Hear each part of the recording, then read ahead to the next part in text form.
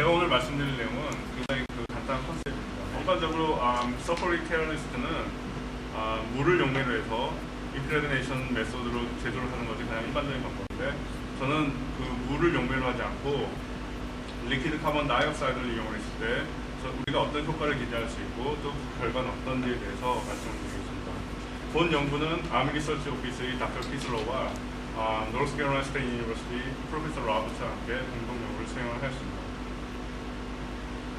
먼저 저희가 왜 리퀴드 카본 다이옥사이드에 대해서 관심을 갖는가에 대한 내용입니다. 덴시티를 보시게 되면은 일반적인 용매와 비교를 하셨을 때 굉장히 비교를 했을 때 굉장히 컴페러블한 그런 덴시티를 갖기 때문에 특정한 오르게닉 메탈릭 컴파운드에 대해서 살루빌리티가 굉장히 좋습니다. 하지만 서피스 텐션과 비스카시를 보시면은 일반적인 용매와 비교를 하셨을 때 약 5배 내지 15배 정도의 낮은 서피스 텐션과 비스카시를 갖고 있습니다. 따라서 다음 슬라이드에서는 제가 이런 낮은 서피스 텐션과 비스카시를 어떻게 케어리스트 프리퍼레이션에 이용을 했을 때 무슨 효과를 기대할 수 있는가에 대해서 말씀드리겠습니다.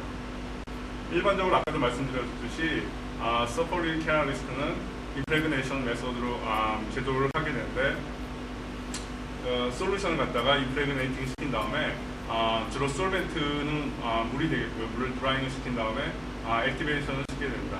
각 스텝에 있어서의 문제점을 말씀드리면은, 먼저 메를 디스트리뷰션을 컨트롤하기 위해서 오르게닉 엑시드나 솔트 같은 것을 같이 넣어서 임프레그네이션을 시키게 되는데, 그랬을 경우에 한 가지 업솔션 사이트를 놓고 같이 액티브 컴파운드와 같이 컴피팅을 일으키기 때문에 그런 서피스 포이즈닝이 이슈가 되고 있습니다. 또 물을 용매로 사용하기 때문에 굉장히 디퓨전이 낮다는 것도 한 가지 문제점이고요. 하지만 리퀴드 CO2를 이용하였을 경우에 CO2에서 녹을 수 있는 단 한 가지 솔루션, 제가 사용한 것은 단 한 가지 액티브 컴파운드만을 녹여갖고 캐럴리스트를 제조를 하였기 때문에 서피스 포이즈닝 이슈가 없고요. 그 다음에 아까도 말씀드렸듯이 비스카스리가 굉장히 낮기 때문에 굉장히 디퓨전이 빠릅니다. 그래서 좀 캐럴리스트의 그런 프리퍼레이션 시간을 좀 더 단축할 수 있겠고요. 드라잉 스팁에서는 물의 서피스 텐션이 굉장히 높기 때문에 물을 드라잉 시켰을 때 아주 강한 캐피러리 플로우가 나타나게 됩니다. 따라서 호모지니어스한 액티브 사이트의 그런 데포지션 후에도 예측할 수 없는 방향으로 리디스트리뷰션이 일어나게 됩니다. 하지만 아까도 말씀드렸듯이 리퀴드 카본 다이옥사이드 서피스 텐션은 굉장히 낮기 때문에 캐피러리 플로우가 전혀 없습니다. 따라서 액티브 사이트의 그런 호모지니어스한 디스트리뷰션을 기대를 할 수 있고요. 액티베이션 스텝에 있어서는 보통 굉장히 높은 온도에서 액티베이션 시킬 경우에 마이그레이션이나 폴레센스의 그런 이슈가 문제가 되고 있는데, CO2를 사용했을 경우에 후에 말씀을 드리겠지만은 굉장히 낮은 온도에서 액티베이션 시킴으로써 폴레센스나 마이그레이션을 좀 줄일 수가 있고요. 그 다음에 CO2는 환경 친화적인 그런 용매이기 때문에 그런 솔벤 웨이스트의 문제를 좀 해결할 수가 있겠습니다. 따라서 리퀴드 CO2 임프레그네이션 앤 디컴포지션 메소드에 있어서는 첫 번째, 오르게닉 메탈릭 컴파운드를 CO2 리퀴드 CO2 하에서 녹여갖고 솔루션을 제조를 한 다음에 CO2를 천천히 멘팅을 시킴으로써 그런 오르게닉 메탈릭 컴파운드를 캐럴리스트 펠렛 안에 임프레그네이션을 시킵니다. 그 다음에 여기서 하이드로덴은 리듀싱 에이전트인데요. 하이드로덴을 도입을 한 다음에 힐링을 함으로써 액티베이션을 시키게 됩니다. 본 연구에서는 펠레디움 헥사플로르 아세틸 아세토네이트, 주로 이제 펠레디움 H팩이라고 불리는 그런 물질을 오르게닉 메탈릭 컴파운드로 사용을 하였고, 세 가지 다른 서포, 로우 서피스 에리아 알파 아이오딘 펠렛과 하이 서피스 에리아 감마 아이오딘 펠렛, 그리고 네이티브 옥사이드 오브 실리콘 레이어를 서포트를 이용하였습니다. 제조 컨디션을 보시게 되면은 솔루션 프레셔는 약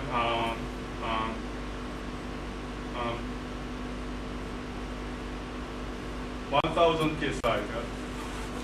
제조 컨디션이 좀 영어로 프리퍼레이션 좀 연습하다 보니까 죄송합니다.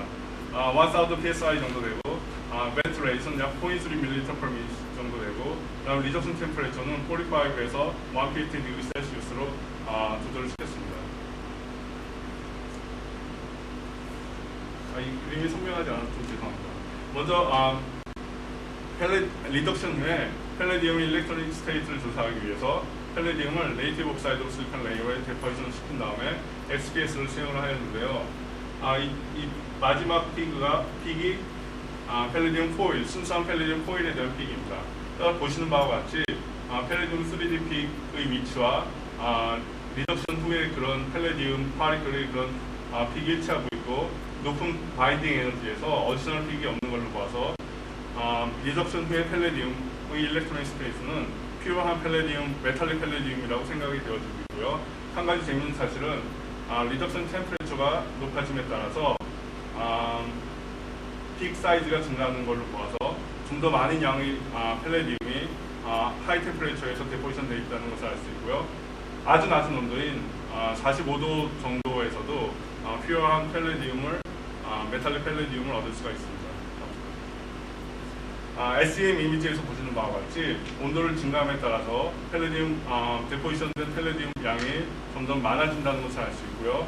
파리클 사이즈는 약 5에서 8nm 정도의 그런 파리클 사이즈를 갖고 있습니다. 지금 현재 폴리머 하이드로제네이션 캐럴리스트를 이용되고 있는 커머셜 5% 팰레디움 온 베럼 설페이트에 대한 그런 SEM 이미지를 보고 계시는데요. 보시는 바와 같이 팰레디움 파리클 사이즈가 굉장히 유니폼하지 않고 어떤 경우에 있어서는 약 1 마이크로미터 정도의 그런 팰레디움 청크를 보실 수가 있겠는데 이런 팰레디움 청크는 캐럴리스트 액티베이션 그 입장에서 보게 되면은 일종의 웨이스트입니다. 그 활성을 많이 띄지 못하기 때문에. 그래서 본 연구에서는 로우 서피스 에리아 서포트를 이용해서 리퀴드 CO2 하에서 팰레디움 캐럴리스트를 제조를 했을 때 유니폼한 그런 팰레디움을 얻을 수 있을까에 대한 의문점을 갖고 시작을 하였습니다. 먼저 로우 서피스 에리아 알파 알루미늄 서포트를 이용하였을 때 업솔션 비헤이브를 보고 계십니다. 컨센트레이션이 증가함에 따라서 팰레디움 H-팩의 업테이크가 증가하고요. 이 포인트가 100% 모노레이어 커버리지에 해당하는 그런 포인트입니다. 따라서 로우 서피스 에리아 서포트를 사용할 수 있기 때문에 업솔션 비헤이브는 멀티레이어 업솔션이라는 걸 알 수 있고요. 낮은 솔루션 컨센트레이션에 있어서는 약 20nm 정도, 높은 솔루션 컨센트레이션에 있어서는 약 60nm 정도의 그런 팰레디움 파리클 사이즈를 얻을 수 있겠고, 다시 커머셜 샘플과 비교를 했을 경우에 굉장히 유니폼한 팰레디움 파리클 사이즈를 얻을 수 있었습니다. 따라서 솔루션 컨센트레이션이 증가함에 따라서 파리클 사이즈는 약 10에서 7nm 정도, 그 다음 멜로딩은 약 0.2에서 1.5% 정도의 멜로딩을 얻을 수 있었습니다.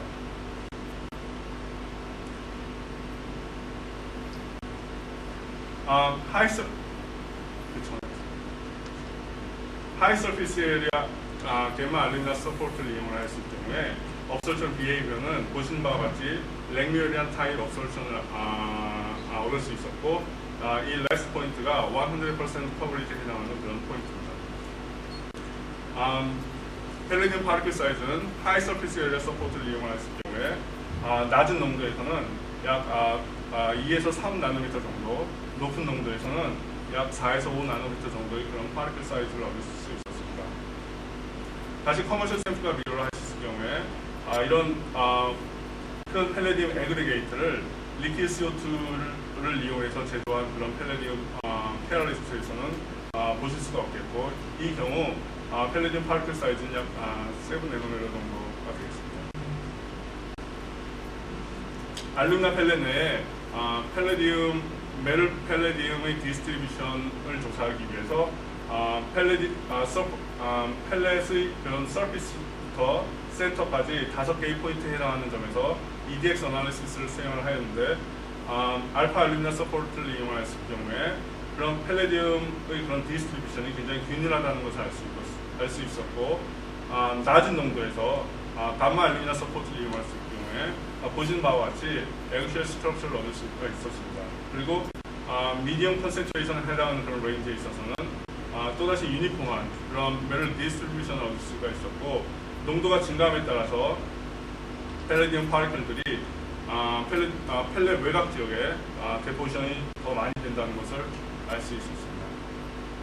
따라서 결론을 말씀드리면은 현재 사용되고 있는 그런 물을 용매로 하지 않고 리퀴드 카본 다이옥사이드를 이용해 갖고 서폴리드 펠레디움 케알리스트를 제조를 할 수가 있었고 로우 서피스 에리아 서포트를 사용했을 경우에 펠레디움 파리클 사이즈는 약 10에서 7nm 정도, 하이 서피스 에리아 서포트를 사용했을 경우에 펠레디움 파리클 사이즈는 약 2에서 7nm 정도에 주는 커머셜 샘플과 비교를 했을 경우에 굉장히 유니폼한 펠레디움 파리클 사이즈를 얻을 수가 있었습니다. 향후 그 연구 계획은 매를 디스퍼전의 그런 정보를 얻기 위해서 케미스 옵션을 할 계획이고요. 그 다음에 파리클 사이즈에 대한 좀 더 정확한 정보를 위해서 젠스를 사용을 하였고 지금은 좀 데이터를 어널리시스 하고 있는 과정이고요. 그 다음에 현재 그 대학원생 하나가 제조된 케알리스트를 테스트하기 위해서 폴리스타이렌 하이드로제네이션을 에 대한 연구를 진행하고 있습니다. 끝으로 펀딩 소스인 US Army Research Office와 NSF STC에 대해서 감사를 드리고 National Research Council Associate에 대해서 감사드립니다. 경청해 주셔서 감사합니다.